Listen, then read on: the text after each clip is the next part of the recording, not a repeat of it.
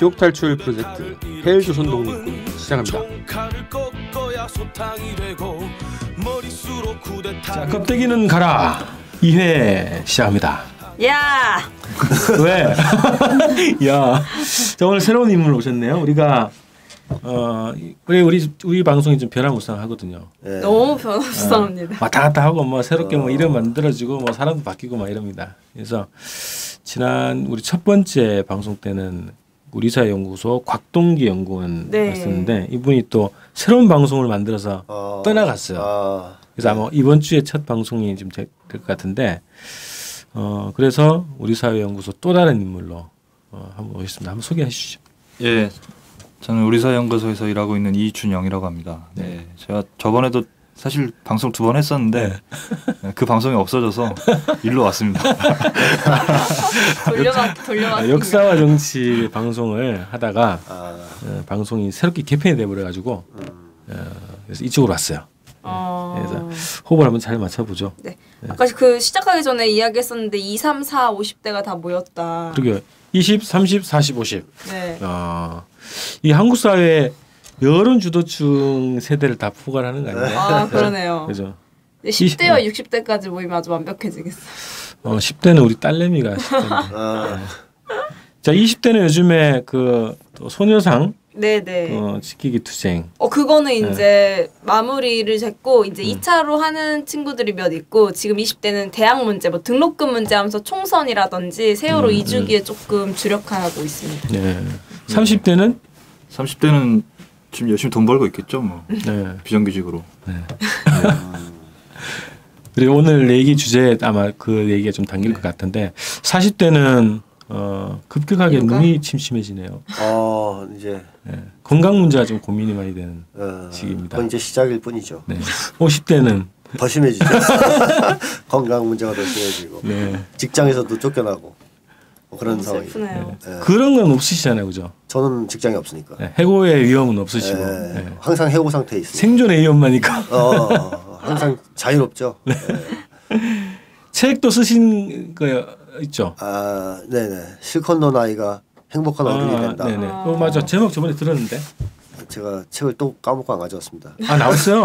나왔죠. 그것도 하셨잖아요. 2월 책 초에. 작가 설명회 이런 것도 하셔가지고. 강의가 있어요. 내일 모레 강의. 그 작가의 만남 이런 것도 하셨던데요. 라디오에서. 책 설명회 하시면서. KBS 3라디오. 그건 어떻게 하셨어요? 전 다 알죠. 라디오까지 출연했어요. KBS 사랑의 책방에서 소개가 됐고 뭐 언론에서 꽤 소개가 됐어요. 그 나름대로. 신나게 논 아이가 실컷 논 아이가 행복한 어른이 된다. 행복한 어른이 된다. 야. 좋은 것 같아요. 책 제목 혹시 선생님이 뽑으셨는지 아니면 출판사에서? 제가 뽑았을 리가 없죠. 그쵸. 좀 뭔가 혹하는 거다 출판사에서 많이. 책 나오신 것도 보면 다 네이밍 센스가 좋아가지고. 제가 붙인 제목은 하나밖에 없어요. 지금까지 책 드라마 한국사에? 아니 불안정 복사에. 불안정 복사에. 그거 유일하게 내가 붙인 거고. 이번에 내신 책은 원래 원제가 뭐였나요, 그러면? 선생님이 생각하셨던. 아이들을 죽이는 한국 사회. 역시 출판사를 잘 만나야 됩니다. 싸우는 죽이는 작가가 되려면. 어차피 출판사에서 내가 얘기한 제목은 안 써요. 그래서 너무 재미없게 붙이니까. 의미라도 담아 보내자 막 이런 거요. 그 책을 가지고도 한번 방송에서 좀 다루면 좋겠는데. 왜냐면 심각한 문제니까. 그러니까 제가 지금 그 학부모잖아요. 저는 좀 일찍 결혼해가지고 초6, 중3이 있거든요. 그 아이들이. 근데 교육 문제 이제 본격적으로 이제 이 제도적인 교육, 제도권 교육에 본격적인 단계로 하나는 들어가 있고 하나는 여전히 초등학생이긴 하지만 사춘기도 오고 또 뭐 관계 문제에 대한 이런 것도 있고 그래서 그 육아 문제에 대해서는 정말 공통적인 관심사거든요. 고민이고. 저희 부모님들이 많이 관심을 가져서 이 책이 진짜 뭐 돌풍을 좀 일으켰으면 좋겠어요. 지금 미국에서 불고 있는 돌풍처럼. 열풍입니다. 열풍, 돌풍, 열풍. 하여튼 뭐 바람을 일으켰으면 좋겠네요. 어쨌든 그 책을 가지고 미리 보내주시면 저희가 읽고 방송 주제를 한번 준비를 해보죠. 네. 자, 오늘은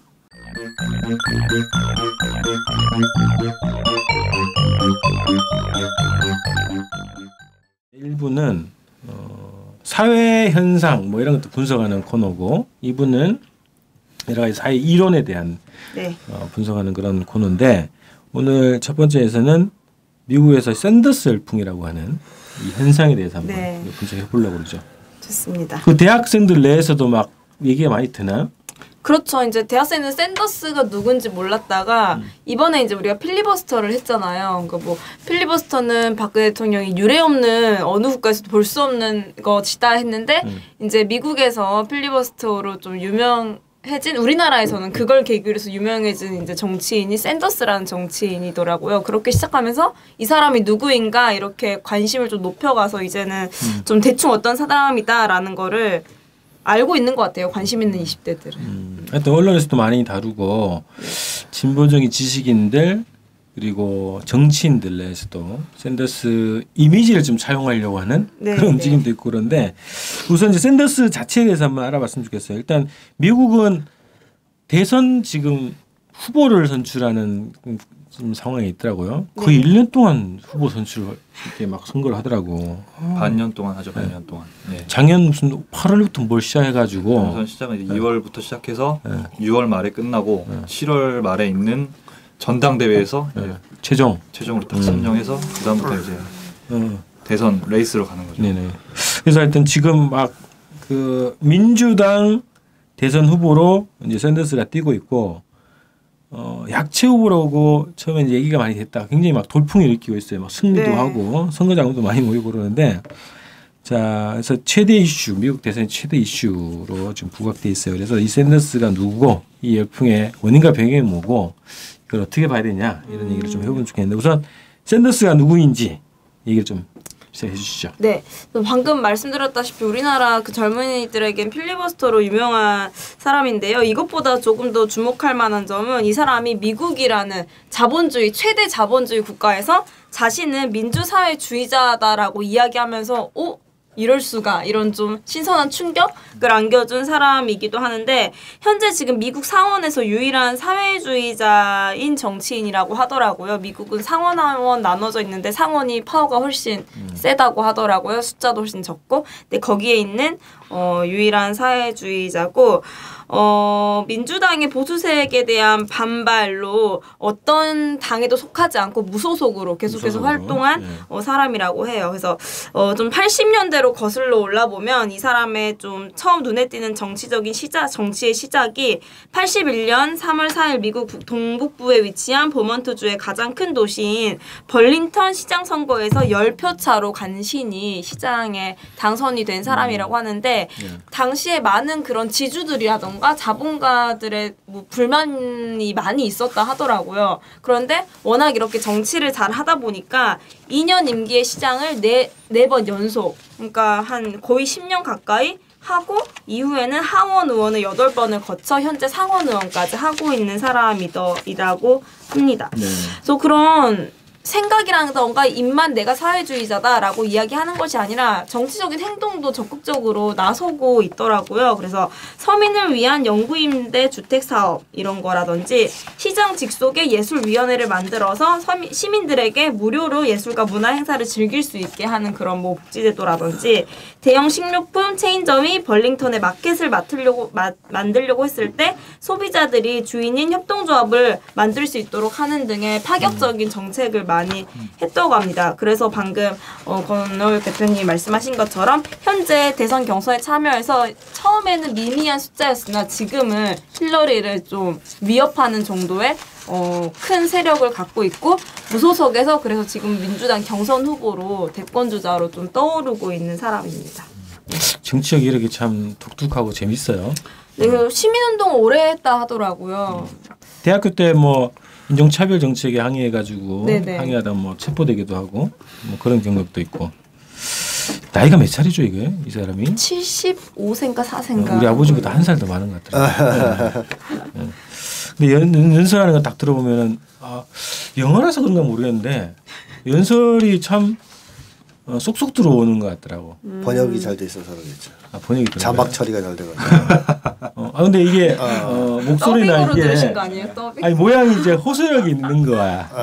참 그 미국 정치의 특징이 그 쇼잖아요. 정치도 쇼이기 때문에 이제 참 쇼를 좋아해. 다 이제 경선 후보 우리는 이제 대통령 이제 TV 토론회 이런 거 하면은 되게 이제 엄숙한 분위기에 나긋나긋하게 이야기하고 이런 건데 미국은 거의 버라이어티.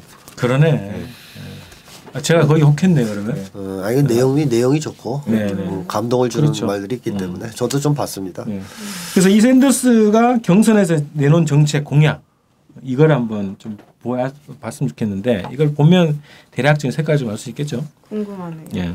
자세한 거는 뭐 미국의 사정에 따라서 뭐 엄청 많겠죠. 대통령 후보 저희도 보면은 한국 대통령 대선 자료집만 해도 한 700페이지 되잖아요. 그런 걸 다 알 수는 없는데 근데 샌더스가 지금 이제 공약 부분에 있어서 주목받는 거는 여태까지 자기가 해왔던 그 시장과 시민운동과 시장을 거치면서 자기가 해왔던 정치의 일관성을 가지고 그거를 계속적인 그 공약화시켜서 만들어 나간다. 이게 샌더스가 또 주목받는 이유 중에 하나고 또 소위 이제 진정성이라 그러는 거예요. 진정성이 이제 샌더스 공약의 가장 큰 부분 중에 하나고 특히 이제 그 노동운동을 통한 사회 개혁.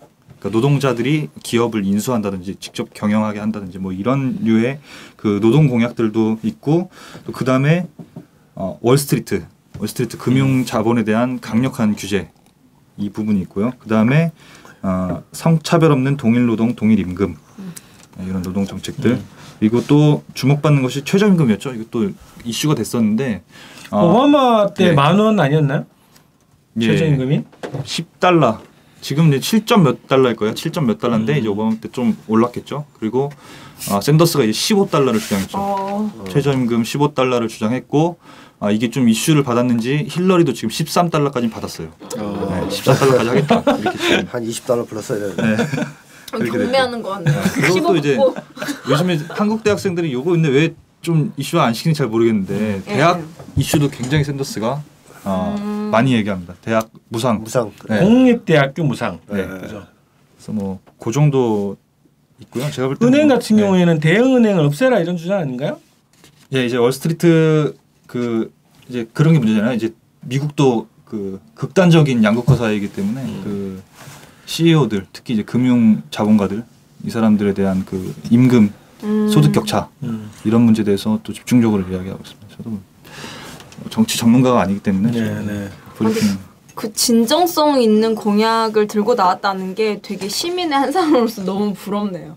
우리나라는 그런 진정성이 있다 하더라도 많이들 꺾이잖아요. 정당에 들어가다 보면 그런 걸 좀 많이 느꼈고요. 저는 스스로.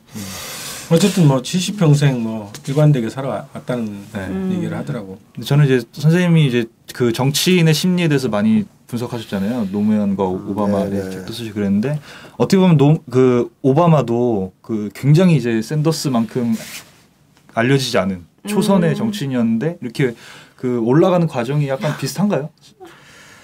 오바마하고 샌더스하고 봤을 때는 샌더스가 좀 더 제야 쪽이라 그럴까? 거칠게 했다면 오바마 오히려 흑인이지만 엘리트 코스를 밟은 사람이죠. 한계가 더 정통 엘리트 코스를 밟은 사람이고 샌더스는 아예 그런 코스 자체를 무시하고 자기 철학대로 살던 사람이라고 봐야 되겠고 그 대선 후보로서 이렇게 올라가는 과정은 유사한 측면이 있어요.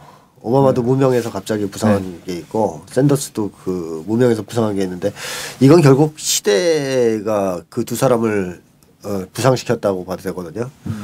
그러니까 사람이 이제 어떤 정치인들이 과연 어떤 시대에 등장해서 어떻게 하느냐라고 했을 때는 결국은 시대를 대변하는 정치인이 성장하게 돼 있는데 문제는 이제 이 시대를 대변하는 정치인들이 어떤 사람들일 것이냐 하는 거죠. 네, 오바마도 그렇지만 샌더스가 이 새로운 시대에 요구되는 정치인의 상을 가질 수 있었던 건 이제 개인적인 자질로는 두 가지 정도를 얘기할 수 있겠는데 하나는 철학이 있는 사람이다. 그러니까 저는 정치인이 철학이 있는 사람과 없는 사람으로 구별될 수 있다고 생각하거든요. 그러니까 돈만 쫓는 사람, 돈과 권력만 쫓는 사람. 그러니까 철학이 없는 사람은 목적이 이익이잖아, 자기 이익. 그다음에 권력이고. 그 다음에 뭐 이제 뭐 단계이 나오는 거고 철학이 있는 정치인은 목적 자체가 권력은 아닐 것이고 자기 철학을 실현하기 위해서 가치 실현, 그 가치를 실현하기 위해서 대권에 도전하는 사람이라고 봐야 되거든요. 그래서 철학이 있는 정치인 경우에는 어떤 특성이 있냐면 이익을 위해서 움직이지 않아요. 매사에. 그러니까 이익이 안 되더라도 자기 철학에 맞게 움직여요. 그러니까 남들이 볼 때는 좀 어리석다라고 할 수 있는 그런 행동을 보이죠. 샌더스 같은 경우에도 뭐 학생 운동할 때 경찰들한테 끌려가는 모습도 있던데 잡혀서 그런 행동은 정치인들 잘 안 하지 않습니까? 가두시 같은 거. 왜냐하면 나중에 혹시라도 내가 좌파로 몰리지 않을까, 과격하게 하다고 평가받지 않을까 이런 걸 걱정하기 때문에 굉장히 행동하는 게 조심스럽다면 이 진정성이 있고 철학이 있는 정치인들은 그런 거 신경 안 쓰죠. 자기 철학에 맞게 그냥 사는 거죠. 그런 점에서 샌더스가 좀 미국 내에서는 좀 보기 드문 정치인 아니냐는 생각이 들고 우리 한국의 역사를 보더라도 철학이 있었던 정치인 둘밖에 없다고 봐요. 김대중 전 대통령과 노무현 전 대통령 정도. 철학의 깊이로 치면 이제 뭐 누가 조금 낫다 이런 얘기를 할 수 있겠지만 그래도 다른 정치인에 비하면 철학이 있어요.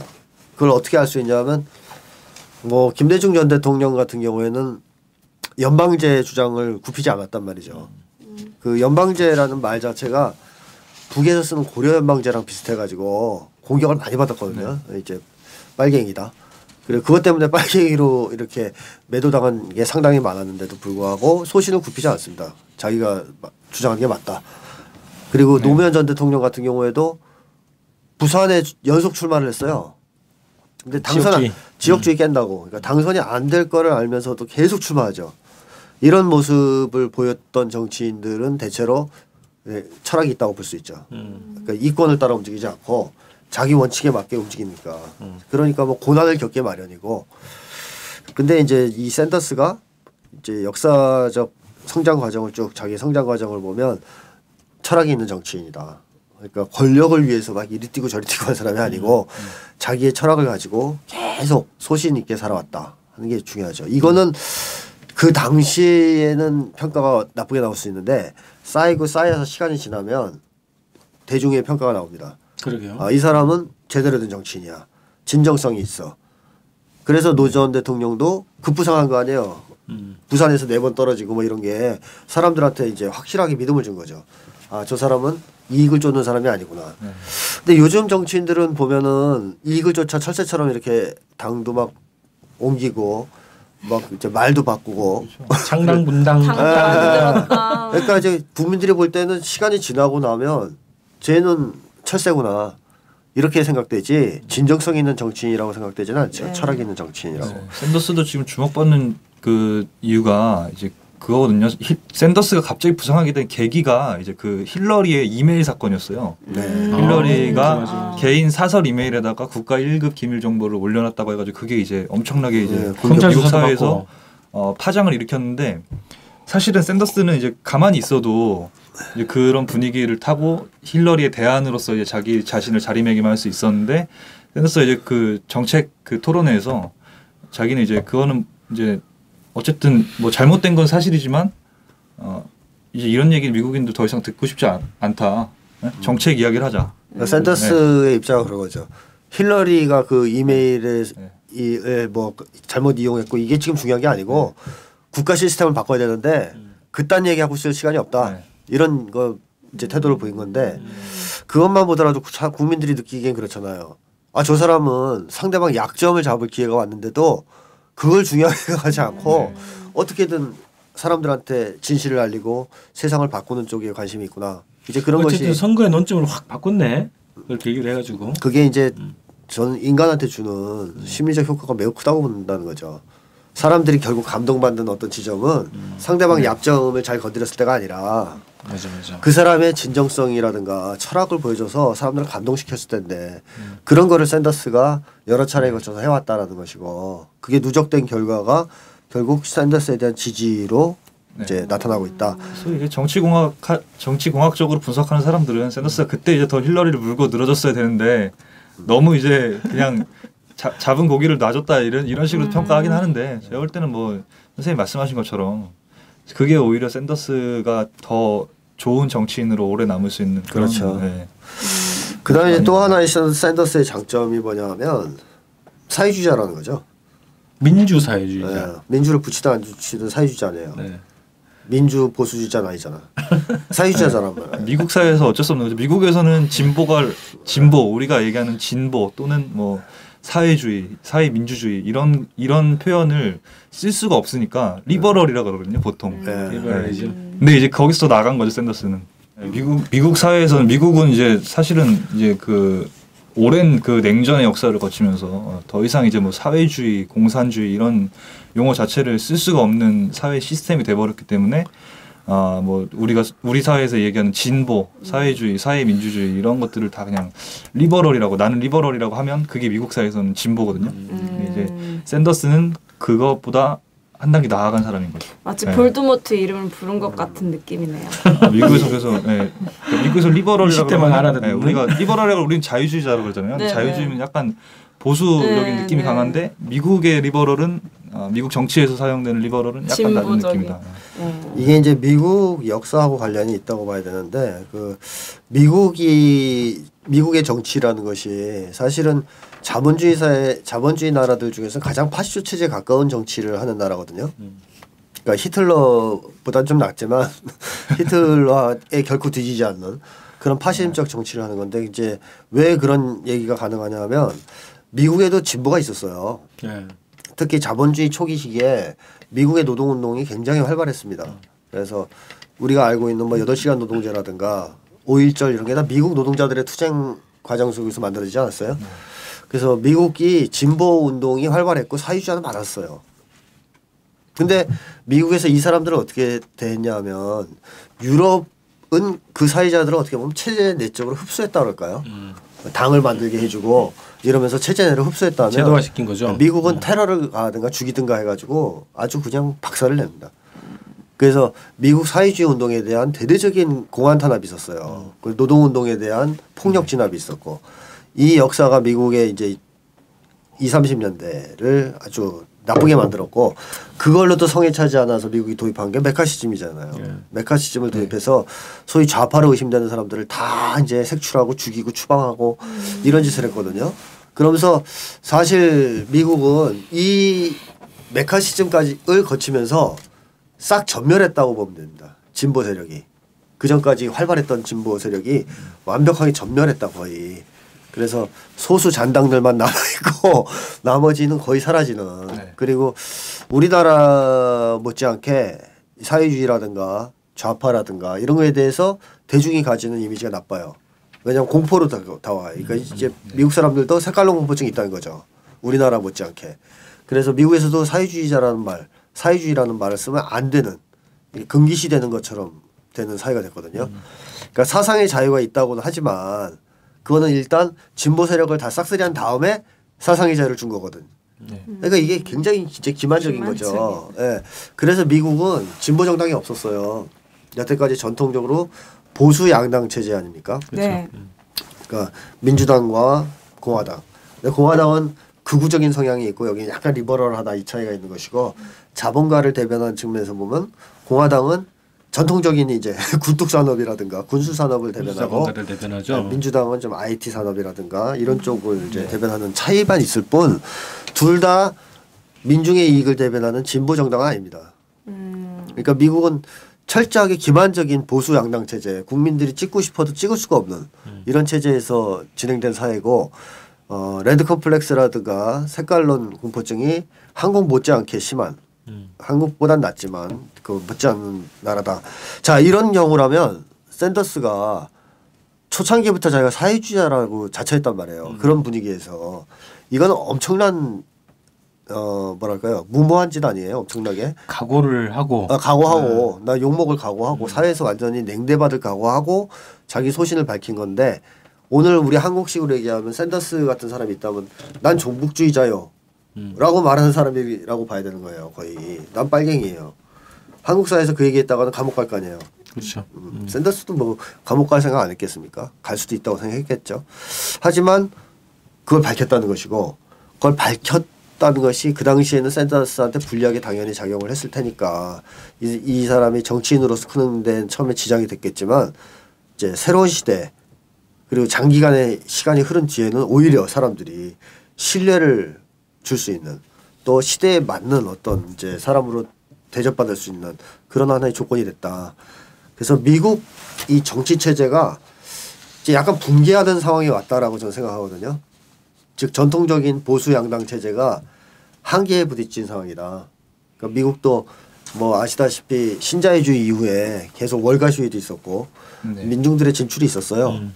그러면서 이제 오바마도 당선된 거 아니겠습니까? 사실은 오바마가 그런 걸 대변한다고 이제 처음에 말을 했기 때문에.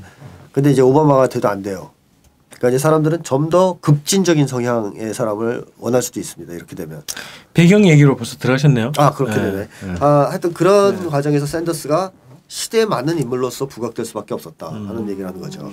그 아까 이제 쇼다고 얘기했잖아요. 이준영 연구원이 연결해가지고 그래서 미국 선거에서는 근본적으로 그 미국 민중들을 대변하는 그런 선거가 아니기 때문에 미디어 선거가 굉장히 중요하다는 거죠. 그래서 예전에 무슨 누구죠? 케네디 할 때 뭐 화장을 잘해가지고 뭐 이미지가 좋아졌는데 이런 식의 막 분석까지 나왔단 말이죠. 그래서 미디어 선거를 중심으로 많이 가고 있고 돈 선거 미디어 선거란 말이죠. 그래서 미국 선거제도 그리고 지금 좀 뭐라 그럴까요? 뭐 선거 자금 이런 얘기를 좀 해볼까요?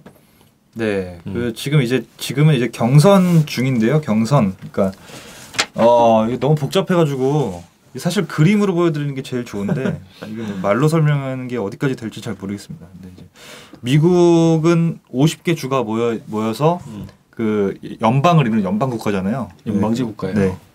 그래서 그 50개 주에서 각각 공화당과 민주당이 경선을 치릅니다. 그 경선을 통해서 경선인데 직접적으로 우리는 이제 뭐 예전에 2002년 노무현 대통령 그 경선했던 것처럼 그 당원이나 또는 오픈 프라이머리를 해가지고 이런 사람들이 직접 노무현을 찍는 게 아니고 노무현을 지지하는 대의원들을 뽑는 경선을 지금 하는 중인 거예요.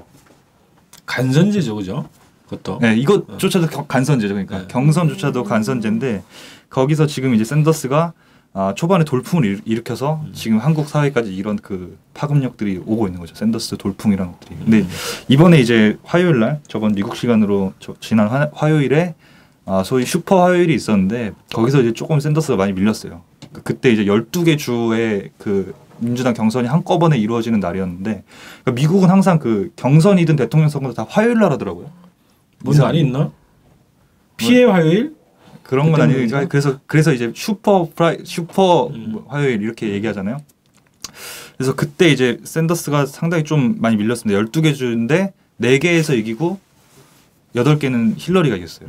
그래서 지금 이제 어떻게 될지 향방은 좀 약간 샌더스의 이 돌풍이 어떻게 될지 향방은 좀 불투명한 상태인데 지금 그런 식으로 진행이 되고 있고 이 경선이 이제 7월 말에서 8월 말 때 이제 그 경선 결과가 다 되면 그때 이제 그 민주당과 공화당 각각 양측에서 그 전당대회를 열어서 거기서 이제 대통령을 선출합니다. 그 대통령 후보를 선출한 겁니다. 그리고 그 이듬해 11월 첫째 주 월요일 다음 화요일이니까 올해는 11월 8일이거든요.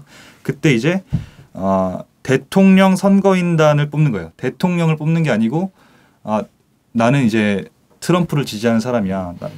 나는 뭐 힐러리를 지지하는 사람이 이렇게 2명이 이제 결정이 보통 되겠죠. 그러면은 그 사람을 뽑는 거예요. 그 전체 국민들이.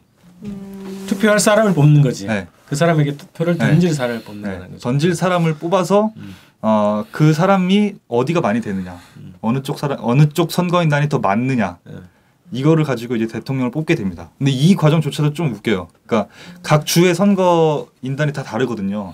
그러니까 예를 들면 중부에 있는 사막 한가운데 있는 서부 도시 이런 데는 인구가 별로 없잖아요. 그런 데는 선거인단이 뭐 보통 한 3명에서 5명 막 이런 데도 있고 인구가 가장 많은 데가 이제 LA가 있는 캘리포니아주 이런 데는 50명이 있어요.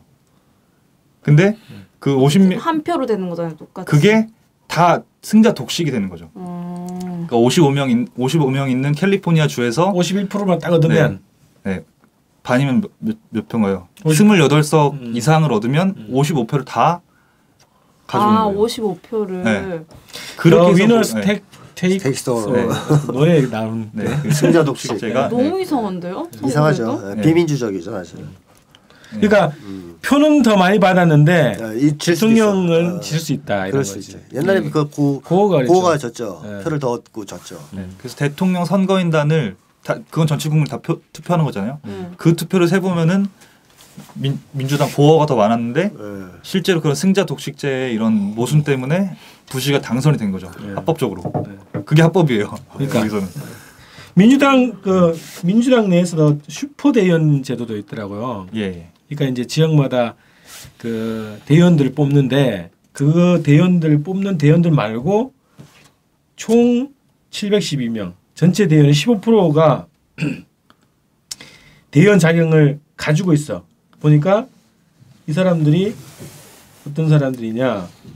뭐 상원 의원, 하원 의원 이런 사람들이죠. 상원 의원, 하원 의원, 그다음에 시장, 뭐 또 지사, 뭐 이런 사람, 주지사 이런 사람들이 슈퍼 대의원 자격을 가지고 있고 이 사람들이 15%의 그 점유율을 가지고 있는 거고. 그러니까 근데 이 사람들은 대부분 민주당 내에서 주류라고 하는 거죠. 그래서 대부분이 힐러리를 지지하죠. 그런 면에서 보면 샌더스의 이런 선전이 더 그 소위 미국에 있는 실제로 대부분의 일반 사람들의 정서가 어느 정도인지 좀 볼 수 있는 거죠. 아까 선생님께서 말씀하셨듯이 이제 정치인은 이제 그 시대 정서를 대변한다. 이렇게 해서 등장한 인물이 샌더스라는 인물이 갑자기 급부상한 거잖아요. 근데 실제로 그게 반영하는 게 결국은 미국의 그런 전체적인 정서가 진보를 지향하고 있다 이렇게 보는데 실제로 역대 그 미국 여론조사에서 자기 스스로를 진보라고 표방하는 사람이 지금 가장 많대요. 지금 30% 이상 될 정도로. 근데 이번 또 특징을 딱 보니까 선거 자금이 굉장히 또 뉴스거리잖아요. 하여튼 그 누가 더 많이 돈 모았냐 막 이런 거 가지고 경쟁하잖아요. 그리고 그 비용이 거의 우리 한 해 예산을 안 먹을걸요.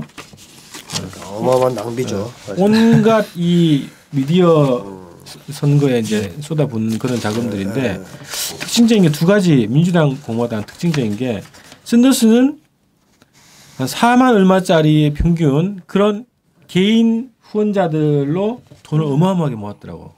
초기에 힐러리 한 75%까지 선거 자금을 모았다 그러더라고. 2015년 3분기 모금액이 힐러리가 2,800만 달러였고 샌더스가 2,400만 달러였어요. 그러니까 별 차이가 없었죠. 근데 이제 이후로 갈수록 이제 기업들에서 힐러리가 많이 받겠죠. 샌더스는 기업이 주는 거 안 받는다라고 이야기했다는데 그 맞나요? 그게? 개인 후원들로 다 받겠다는 거고. 이렇게. 개인 후원, 자원봉사 이런 걸로 이제. 그래서 우리나라에서도 샌더스한테 그거 후원금 보내기 이런 게 SNS에서 좀 보이더라고요.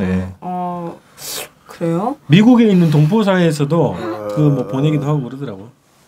근데 그게 특징이에요. 미국 그 민주당은 주로 이제 금융자본가들, IT 자본가들 이런 자본가들이 주로 이제 보험을 그렇게 든단 말이죠. 선거 자금으로. 근데 그거를 받지 않는 후보가 돌풍을 일으키고 있는 게 있고 공화당도 약간 좀 비슷한 게 있는데 공화당은 주로 이제 군수 자본에 돈을 많이 받는단 말이죠. 근데 지금 선두를 달리고 있는 트럼프가 부동산 재벌이에요.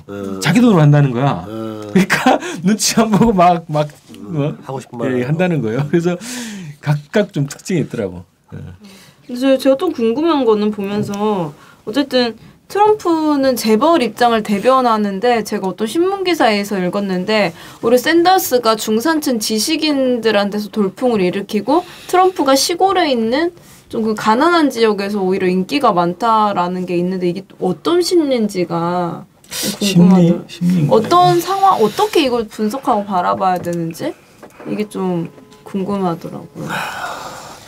그러니까 미국 정치가 아까 제가 한계에 부딪혔다라고 얘기하는 것이 그런 거잖아요. 그러니까 원래 정치라고 하는 것은 민의를 대변하는 것인데 이 민의를 대변할 수 있는 통로가 없는 거잖아요. 미국인들 같은 경우에는 다 보수를 지지하는 사람들이 아닐 텐데 당연히 또 입장상 보수 양당밖에 없단 말이에요. 투표할 때는.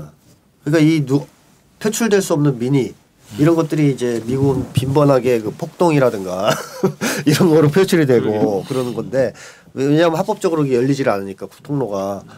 근데 이제 그런 것이 열려야 되는 상황이 됐다라는 거죠. 기존 양당 체제로는 안 된다라는 한계점을 대중들이 느끼기 시작했다.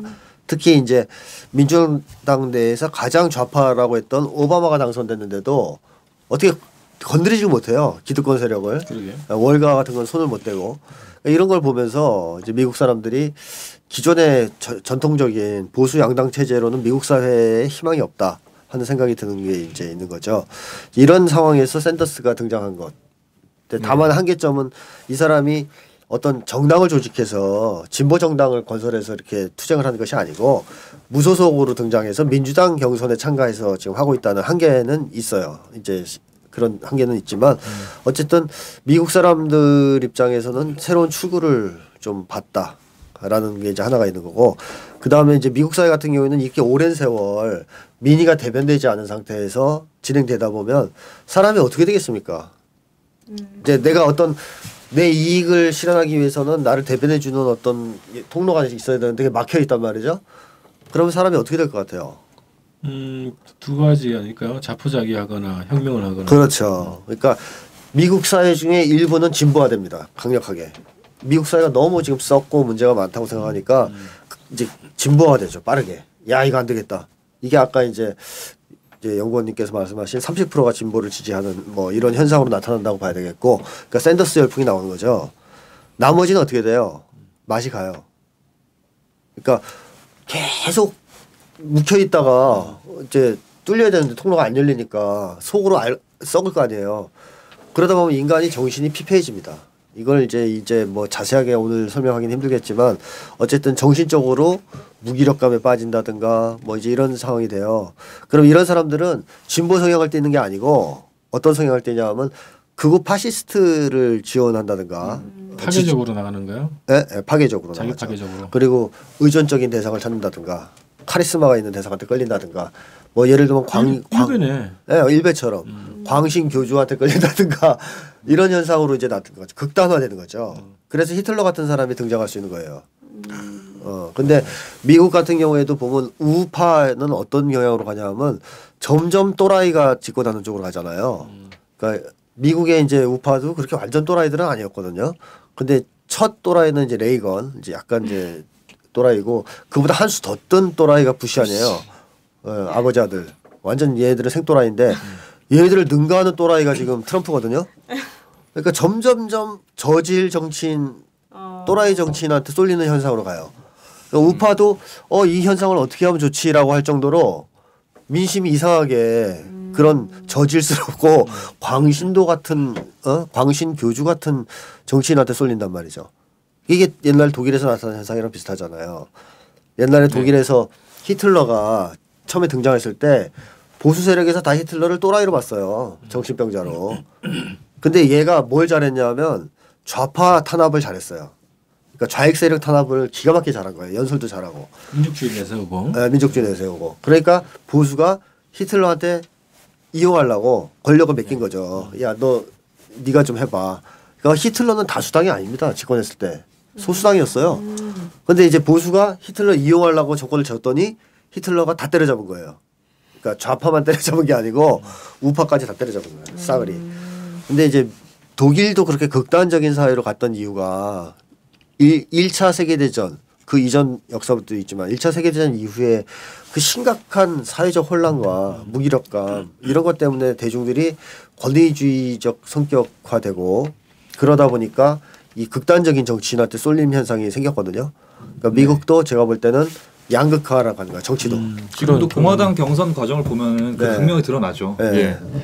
이제 실제로 공화 당원들은 트럼프가 또라이란 걸 아니까 그렇죠. 지지를 안 하고 좀 그나마 좀 정상적인 다른 후보들 뭐 루비오나 뭐 이런 사람들 뽑으려고 이제 당원들은 다 그쪽 뽑는데 이 오픈 프라이머리에서 하면은 트럼프가. 일반 사람들은 다 트럼프를 찍는 거예요. 그래서 트럼프가 지금 지지율이 높게 나오는 게 그 보니까 이게 저는 그렇게 하거든요. 트럼프로 대변되는 공화당의 어떤 그런 인물들은 전통적인 미국 백인 사회의 이해를 대변하는 그런 이미지로 보인다는 거예요.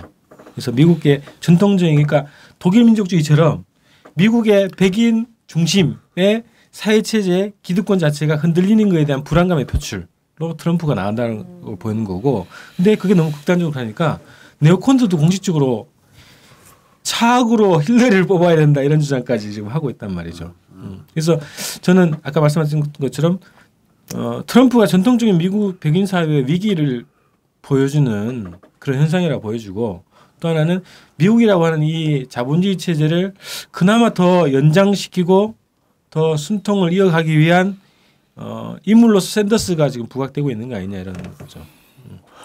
그러니까 뭐 미국 같은 경우에는 샌더스가 길을 놓아주고 그 뒤를 이어서 진보적인 정치인들이 계속 등장하면서 진보 세력이 만들어지지 않는다면 결국 대중들은 거의 어떤 쪽으로 쏠릴 거냐면 히틀러 지지자 같은 그러니까 트럼프 지지 쪽으로 쏠릴 가능성이 있어요 앞으로. 네. 근데 이게 뭘 의미하는 거냐면 한마디로 미국이 매드맥스 같은 사회가 된다는 얘기거든요. 그러네요. 그러니까 무정부적인 사회. 그러니까 서로 그냥 쏴 죽이고 열받으면 때리고 하는 이런 진조가 좀 보여요. 네, 완전히 그 인간 말종의 사회랄까요? 지옥도가 연상되는 그런 끔찍한 사회로 갈 수가 있어요. 대표적으로 지금 미국의 총기 난사 사건을 보십시오. 하루가 멀다 하게 생깁니다 이게. 근데 또 총기 규제를 안 하려고 그래요. 그렇죠. 왜 안 하려고 그랬어요?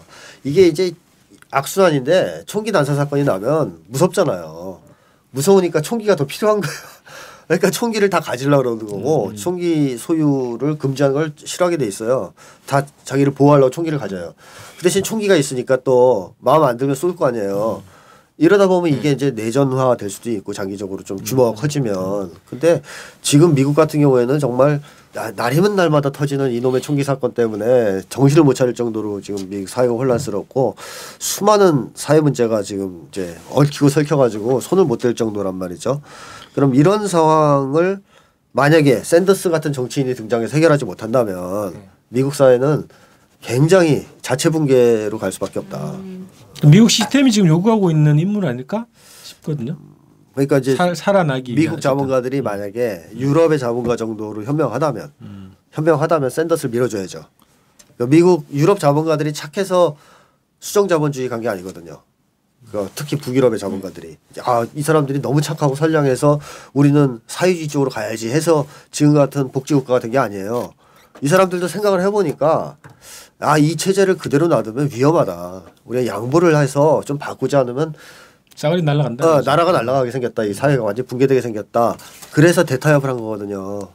거기서 복지 시스템이 나온 거고. 그러니까 미국도 결국 샌더스가 얘기하는 건 그거거든. 스웨덴식 모델로 가자. 그렇죠. 지금 당장 사회주의 하자는 게 아니고 스웨덴 정도의 사회주의적 제도의 도입 정도만 하자. 그러니까 복지국가 가자는 얘기인데 이 정도를 조금 머리가 이제 정상적인 사람들이라면 그래 망하느니 망해서 다 같이 죽느니 우리가 양보해서 스웨덴식 모델 하는 게 낫겠다 하는 쪽으로 갈 것이고 여기에서 실패할 경우에는 이제 시스템 붕괴로 간다는 거죠. 네.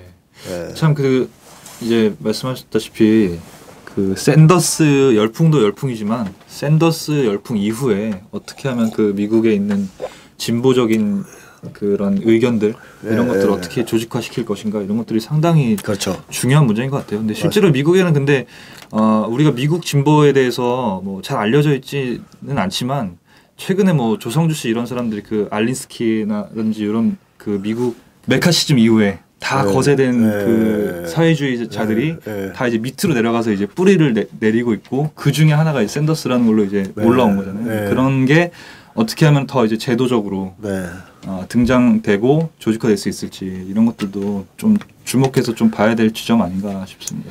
네. 한국 사회에서 이 샌더스 열풍을 많이 차용을 하잖아요. 너무 어이가 없었는데요. 없었어요? 네, 저는 어이가 없던 게 이렇게 말하면 안 되지만 방금 말했다시피 샌더스가 주목을 받는 건 일관된 태도와 진정성 그리고 자본주의 사회에서 난 사회주의다. 소위 말하면 우리나라에선 난 종북주의자예요 해도 꺾이지 않은 자기의 신념이 있었다는 거잖아요. 그렇죠. 근데 신념은 없고 이익에 따라 움직이는 사람들 예를 들면 민주당 비판하고 나가서 국민의당을 창당한 안철수 지금 대표죠. 그 사람이라던가 뭐 민주당의 김종인 씨가 자기는 버니 샌더스와 비슷하다라고 스스로 이야기하면서 나이가 비슷한가요? 김종인 나이가 비슷해요. 한 살 차이 난다 그러면. 비슷하네 나이가. 심지어 그것도 얘기했어요. 나이 심지어 나이도 비슷하다라고 하면서 인터뷰를 했더라고요. 그런 식으로 얘기하면서 이 열풍에 숟가락을 얹어가려고 하는데 뭐 신념이 안 보이니까 얼토당토 없는 소리가 이렇게 느껴지더라고요. 지식인들, 그러니까 정치인들은 이미지 어쨌든 정치하니까 어쨌든 한국 정치인은 그래서 그 이미지를 이제 차용시키려고 하는데 지식인들 내에서도 이제 이런 것들에 경도되는 현상이라고 그럴까요? 그것들은 막 열광하고 막 이게 새로운 대안이고 우리는 막 희망이 있고 이런 식의 이제 희망의 근거를 외부에서 찾고 이런 걸로 얘기를 많이 한단 말이죠. 근데 저는 그냥 그 샌더스의 이미지를 차용하는 것 정도인 것 같아요. 지금의 이제 한국 사회에서 샌더스 열풍이라는 거는. 왜냐하면 샌더스라는 사람이 사실은 그냥 이제 나온 게 아니고 이제 미국의 그런 그 밑에서부터 흘러온 진보적인 흐름이 나온 건데 그렇게 얘기하지 않고 그냥 샌더스라는 사람이 가지고 있는 이미지. 나이는 들었지만 오랫동안 그런 신념을 지키고 계속적으로 이제 옆에서 누가 뭐라고 하든 진보적인 의제 이런 거 던지고 이런 모습들, 이미지들 이런 것들에 주목할 뿐이지 실제로 샌더스가 살아온 길이라든지 이런 것과 뭐 그런 것들을 뭐 배우려는 뭐 운동이라든지 이런 실질적인 정치 운동으로는 힘들지 않을까. 다른 얘기들은 많이 나왔으니까 이제 잘 지적을 해주셨으니까 하나만 얘기하면 샌더스 같은 정치인이 한국 사회에서 나오길 바란다면 뭘 우리가 해야 되느냐 하는 거죠. 중국 프레임을. 샌더스가 메카시즘이 있는 상황이면 못 나왔어요. 그러니까 미국이 진보 세력을 다 싹쓸이하고 메카시즘으로 마저 작살낼 때 그걸 하니까 사회가 어떻게 되느냐 하는 거죠. 이제 그렇게 이제 하고 나니까 사회가 완전히 좀 뭐랄까요, 반이성화된다랄까요, 야만화된다랄까. 그러니까 마음에 안 드는 사람 무조건 빨갱이로 몰아서 작살을 내는 분위기가 횡행하니까 미국 사회 자체가 역동성이나 창의성 같은 게 다 사라지고 공포 분위기만 횡행하고 사회 자체가 활력을 잃었어요. 그리고 정치적으로도 심한 문제점이 생기고, 그러니까 쉽게 얘기하면 히틀러랑 다를 게 없다라는 거죠. 히틀러의 독일과 히틀러 독일 어떻게 됐습니까? 결국 망했잖아요. 뻘짓하다가. 그러니까 미국도 그렇게 될 위기가 있었어요. 그게 메카시즘이거든요. 그러니까 미국 내에서 그나마 이제 좀 정신을 차리고 메카시즘에 대한 반성, 이건 아니다. 이렇게 반성을 하면서 그 사회상의 자유를 인정해야 된다 쪽으로 방향이 다시 잡혔거든요. 원래 그게 맞는 거죠. 자유민주주의 체제니까. 근데 미국이 이제 그렇게 됐지만 진보 세력을 이미 싹쓸이한 다음이기 때문에 그것이 큰 위력을 이제 사회에 큰 효과는 못 줬지만 그래도 다행인 것은 나는 사회주의자다라고 얘기해도 탄압받지 않는다는 겁니다. 미국 사회에서는 메카시즘에 대한 일단 넘어섰기 때문에 메카시즘의 한계를 극복했기 때문에 샌더스 같은 사람이 난 사회주의자다라고 얘기해도 탄압받거나 그걸로 돌멩이 맞아 죽을 일은 없어요. 그러니까 나올 수 있는 거예요. 샌더스 같은 사람이. 근데 우리나라는 아직 메카시즘을 극복하지 못한 사회입니다. 70년 동안. 더 심각해지고 있는데. 더 심각해지고 있죠. 오히려 이제 현 정부 들어서. 따라서 우리나라에서는 샌더스 아니라 샌더스 손자도 못 나와요. 비슷한 사람도 못 나와요. 우리나라에서는 사상의 자유가 허용되지 않기 때문에 절대로. 미국인이면 몰라요. 미국인이면 몰라. 추방당하죠. 미국인이면 추방당하죠. 어쨌든 우리나라에서는 미국과는 상황이 다르다는 것이죠. 샌더스가 나오길 바란다면 제일 먼저 해야 될 것은 국가보안법 철폐입니다. 사실은 테러방지법 뭐 이건 이미 이제 통과됐지만 그것도 그렇지만 국가보안법 철폐와 사상의 자유 쟁취가 선행돼야 그래야 제대로 된 정치인이 나와요. 그러니까 이거 아까 말씀드렸던 것처럼 지식인들이나 정치인들이 그 얘기는 안 했단 말이죠. 안 하죠. 그런 훌륭한 정치인이 훌륭한 공력을 가지고 정치 활동을 할 수 있는 사지 조건을 만들기 위해서는 이렇게 필요하다라는 얘기를 하진 않고 그야말로 이제 이미지 차용인 거죠. 그렇죠. 지식인들 내에서는 그런 현상도 있어요. 저는 이게 일정한 사대주의 경향이라고 보는데 한참 차베스 열풍이 불었잖아요. 2000년 초반에 거기는 뭐 새로운 사회주의 뭐 이런 얘기 한단 말이죠. 그런데 반복적이야 또. 이런 현상들. 그래서 외국의 어떤 새로운 현상들, 참신한 현상들은 일단 굉장히 열광을 하죠. 근데 국내의 어떤 구조적인 모순이나 이런 거에 대해서는 외면하거나 혹은 중요한 또 과제로 강조하지 않는 이런 현상들. 저는 그래서 일정하게 사대주의적 경향 이런 것들이 표출이 있지 않을까 싶은 거예요. 어쨌든 그냥 무조건 우리도 저런 게 됐으면 좋겠다라고 바라기 전에 저렇게 되려면 뭐가 전제돼야 될까 하는 것도 생각해봤으면 좋겠고 그 전제가 바로 사상의 자유라고 생각하고요. 사상의 자유가 있었다면 우리나라에는 김대중 노무현 같은 정치인들 계속 등장했을 겁니다. 앞으로 등장할 수 있고. 근데 지금 그게 없기 때문에 사상의 자유가 없는 조건에서 샌더스 같은 사람이 나온다는 것은 뭐 나 감옥 갈래라고 하는 말과 똑같잖아요. 그러니까 그만큼 새로운 정치 세력, 국민들의 이익을 대변하는 정치 세력이 등장하기는 매우 어려운 조건이다. 그래서 이 문제부터 좀 해결하는데 정치인들이 노력을 해야 되지 않느냐. 그래서 그런 게 시대 추세는 그렇게 간단 말이죠. 근데 그거를 지금 역행해서 테러 방지법을 제정한 이유가 오히려 역행하는 추세죠. 그렇죠. 사상의 자유를 더 이중 삼중으로 억압하는 그런 체제로 가니까 망하는 걸로 가겠네. 망하는 걸로 가죠. 말씀 들으니까 저는 사실 이번에 이제 필리버스터 전국에서 사실 정치인들이 이제 나와가지고 국민들한테 감동을 줬잖아요. 감동을 주고 이제 뭐 나름대로 좋은 말들을 많이 했지만 그런 어떤 지금의 국가보안법 체제를 넘어서는 발언 없죠. 이런 것들은 전혀 없는 없죠. 것도 전혀 없죠. 그건 철저하게 통제하면서 얘기하죠. 그런 부분도 참 그게 지금 우리 사회가 처해 있는 상황이 어떤 상황인가. 차라리 옛날에는 누굽니까 유성환 국회의원입니까? 네네. 우리나라 우리 국익씨는 반공이 아니라 통일이다 그랬다 구속됐죠. 그런 사람들 옛날에 간혹 한 번씩 나왔거든요. 이제 심심하면 한 번씩 등장했는데. 예전에 서경원 근데 지금은 전혀 그런 사람 안 나오죠. 없어요. 지금 뭐 정당도 훼손시키는데 무슨 말을 하고 철저하게 지금은 자기 상각이나 말을 통제하는 사람밖에 없거든요. 사실은 정말 12시간 막 12시간 하고 10시간 하고 9시간 하면서 하지만 구속된 사람 없어요. 근데 나는 지금 한국 정치를 지배하는 딱 하나의 화두는 비겁함이라고 생각해요. 이 비겁함에 여야를 포함해서 다 비겁함의 포로들이다. 이 비겁함을 넘어서는 자만이 한국 정치의 이 고질적인 한계를 깨고 나갈 수 있다. 그래서 그 비겁함을 깬 역대 2명의 전직 대통령 이 2명 같은 정치인은 앞으로 이 비겁함과의 싸움에서 이기는 사람만이 가능할 것이라고 생각합니다. 지금까지는 안 보입니다. 이 비겁함을 이겨낸 사람이 용감한 사람이 안 보여요. 그 말씀 드렸다 보니까 제가 오늘 아침에 저는 이게 막 그 사색을 막 하면서 떠오르는 걸 막 적어놓거든요. 뭘 적었냐면 좌고우면하지 말고 용감하게 직진하자. 이게 오늘 제가 정치하시려고 오늘의 한마디 멘트로 좀 딱 정리해봤던 거거든요. 그 생각이 드네요.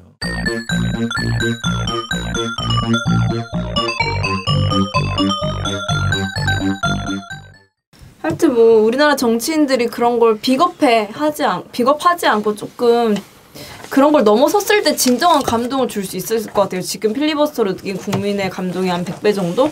그런 걸 좀 할 수 있는 사람이 자기가 샌더스라고 얘기했으면 좋겠어요. 단순히 나이가 비슷하거나 포즈가 비슷하거나 이런 말도 안 되는 이유 되지 않고 그랬으면 좋겠고 여하간 이렇게 샌더스 현상을 좀 바라보면서 한국까지도 열풍이 이어오고 있는데 우리는 어떤 시각으로 좀 샌더스를 바라봐야 되는 건데 샌더스 현상을 좀 어떻게 바라봐야 되는 건지 궁금합니다. 마무리 정리 좀 하죠. 아까 말씀하셨듯이 한국 사회가 지금 히틀러 체제 비슷하게 가는 거 아니에요. 역주행하잖아요. 그러면 히틀러는 그래도 돌파구라도 있었어요. 그 역주행을 해결하기 위해서 유대인이라도 죽일 수 있게 해줬고 남의 나라 침략이라도 하면서 세계를 우리가 지배할 수 있는 꿈이라도 꾸게 해줬단 말이에요. 독일 사람들한테 개꿈이지만 일본도 마찬가지고 대동강 공영권의 꿈을 꾸게 해줬어요. 근데 이 박근혜는 정권은 그런 실력은 없는데 역주행을 해버렸어요. 이게 감당이 안 될 거 아닙니까 이게. 어떻게 감당이 되겠어요. 그래서 이런 역주행에 정면으로 반대하고 온몸을 던져서 막는 정치인들이 좀 등장했으면 좋겠고 그런 정치인이 등장하려면 아까 얘기했듯이 국가보안법이라든가 사상의 자유에 대한 명확한 입장과 태도를 가지고 있어야 된다. 그리고 그걸 두려워하지 않고 싸우는 정신이 있어야 된다. 옛날 김대중 전 대통령이 박정희한테 당선되면 총통제로 갈 것이다. 대만과 같은. 그런 예언을 했단 말이죠. 그것 때문에 미움 사가지고 죽을 뻔했잖아요. 평생 다리 저르게 됐고 그런 정도의 정치는 나와야 되는 거죠. 뭐 선거에 불리해질까 봐 필리버스터 중단하는 정도의 정치 갖고는 이중대 노릇밖에 못합니다. 그리고 이 이중대 노릇은 금방 국민들에 의해서 평가돼요. 긴 세월 안 걸립니다. 5년 10년 정도 지나면 버림받습니다. 그래서 그런 것을 염두에 두고 좀 제대로 된 정치 세력이 등장해야 된다. 그게 한국에서 버니 샌더스를 보고 감동하는 사람들이 가져야 될 태도고 정치인들이 가져야 될 태도가 아니냐 하는 게 제 생각입니다. 네. 네. 저도 선생님이 말씀하신 것 중에 정말 지금 샌더스 할 때 우리가 어떤 이미지로 해야 되냐. 예를 들면 뭐 샌더스의 정책을 우리가 뭐 벤치마킹 할 것이냐 아니면 샌더스의 인생의 궤적을 벤치마킹 할 것이냐 이런 거 고민하기보다는 샌더스는 어쨌든 메카시즘이라는 그 엄혹한 시대를 넘어선 정치인이다. 그런데 한국은 아직 국가보험 체제를 넘어서지 못했다. 그래서 우리 한국에서도 샌더스 같은 정치인이 등장하기 위해서는 국가보험법 체제를 뛰어넘는 상상력과 발언을 할 수 있는 그런 그렇죠. 능력이 필요하겠다. 이런 생각이 듭니다. 어떤 정치인 중에 한 분이 지금은 이제 전직 의원이신데 몇 년 전부터 그 주장하시는 게 이거예요. 한국에서 빨갱이 소리 안 듣고 어떻게 큰 정치를 정치인이 되려고 하냐, 그렇죠. 대통령이 되려고 하냐 이런 얘기를 하시는 게 그거 맞는 생각입니다. 예. 저도 그거 읽어봤는데 우리나라에서 정치하면 필연적으로 두 가지 소리는 들어야 돼요. 빨갱이와 종북. 이 소리를 들으면 좋은 사람인 거예요. 그렇죠. 그래서 100% 저 사람은 제대로 하는구나 이렇게 생각하면 되고 그런 사람 이제 밀어주면 되는 거죠. 저 사람은 그런 소리 많이 듣네. 제일 많이 들은 사람들이 좋은 사람들 아니었어요? 맞아요. 정치인들 중에. 결국은. 그렇죠. 네. 결국엔 대통령 됐던 거고. 용감해야 되겠네요. 맞아요. 용감한 사람이 큰 정치인이 되겠군요. 그렇죠. 네. 자 이렇게 해서 껍데기를 갈아 일부 샌더스 열풍에 대해서 우리가 한번 조곤조곤 분석을 해봤습니다. 네. 1부 마치죠. 네, 수고하셨습니다.